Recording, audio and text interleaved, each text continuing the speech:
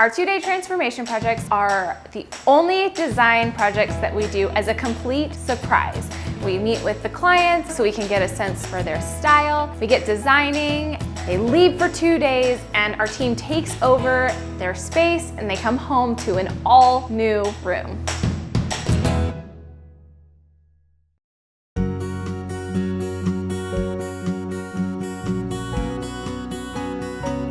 Our client, Rachel, has remodeled their entire home really beautifully, but there is one room left on the list, and that is her husband's office. My name is Rachel, and when the remodel was completed and the construction was finished and the dust had settled, my home looked brand new. It looked fresh, it looked bright, and then my husband's office just honestly felt sad and forgotten.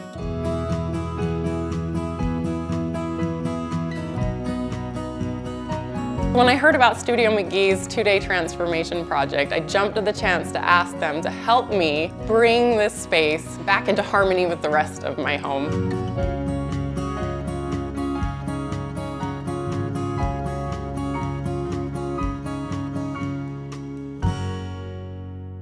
It's the first room that you see when you walk in the front door of my home, and so I want that space to reflect the beauty of the rest of my home. Before, it was golden beige on the walls, older traditional furniture, and it just needed to be updated. I would say my style is a streamlined traditional. I like clean lines, I like things that are unfussy. I love blue and a light gray that make it feel a little coastal. A dilemma I was facing when thinking about redoing my husband's office was I wanted it to feel like it was his space, but I didn't want it to be so masculine that it would not match the rest of my home. Now that we're here and the 2-day transformation is happening, I'm so excited. I don't know what it's gonna look like, but whatever the outcome, I know that it will be beautiful. I know that it will amplify the feelings of peace and of welcoming others into my home that I strive for.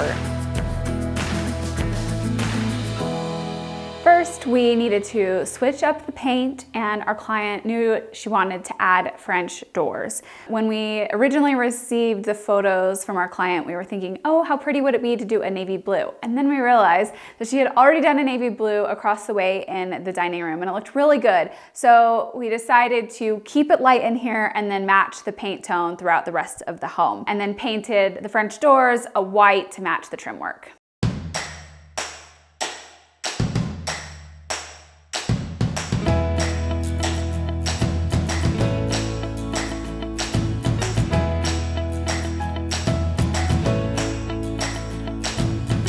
We kept the space plan generally the same, with the desk floating in the center. The client works mainly off of a laptop, so we didn't have to worry about hiding a lot of cords.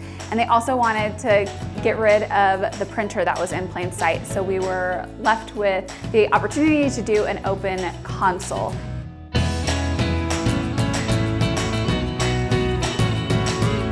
I love that the console has this antique brass top and then dark legs mixed with a wood tone that ties in everything else that we have going on in this space.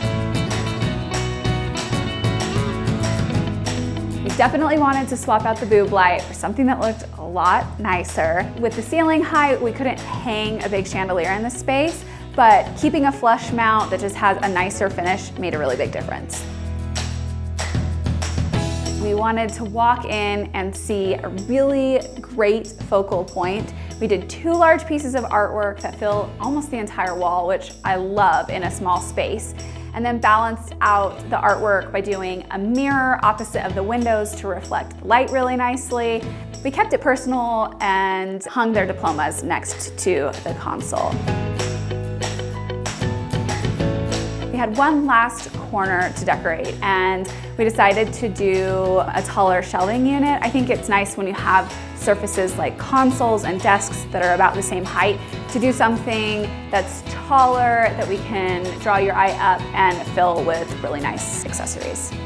One of my favorite moments in the bookshelves is this vignette with the antler trophies.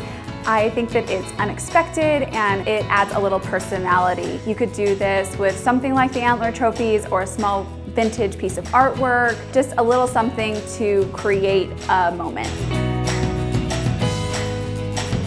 Rachel loves a coastal aesthetic, and I think that this rug was the perfect spot to bring in that look. It's got a light blue tone with stripes. It keeps it light and airy and pairs really well with everything else that this room opens up to. Yesterday, when we were looking at the weather, we saw that there was a snowstorm coming and crossed our fingers that it would come in the afternoon. Well, while we've been installing, it came and our client was out because we sent her out so it could be a real surprise.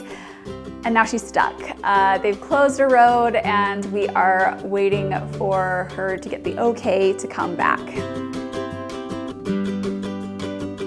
A few things that we learned throughout the install. We usually hang artwork at an eye level of about 60 inches from the floor to the center of the artwork. But when we did that, it felt too high. So we actually lowered the art. And I think that the tip there is that you have to hold things up before you commit to hanging them. When we originally put the room together, we had the console on the wall and it was great, but it felt like it needed just a little something extra, and we can't fit any more furniture, so we just layered a basket underneath, and that helps to give a lived-in, just more full feeling when you walk in.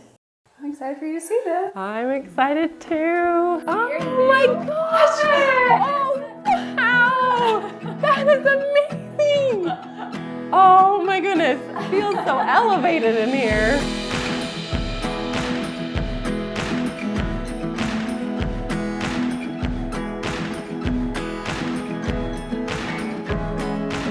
That artwork on the wall is just, I mean, it just drew my eye immediately. Oh, they're so big. Good. That wall has always been such a puzzle to me of what to put on that wall to make it make sense. And that is perfect. And the green, my husband loves green. Good.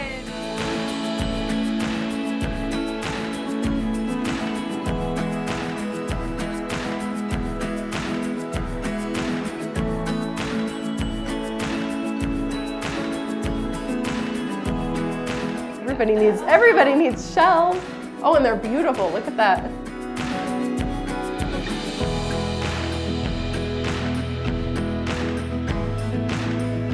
And everything in here just makes the paint color even more beautiful than it was just on its own.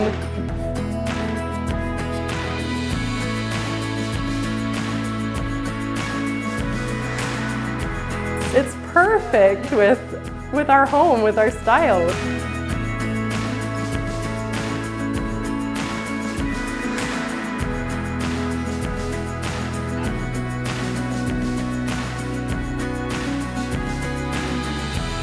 You can get more details on this entire room on our blog, and you can shop everything from the flush mount down to the rug on McGee & Co.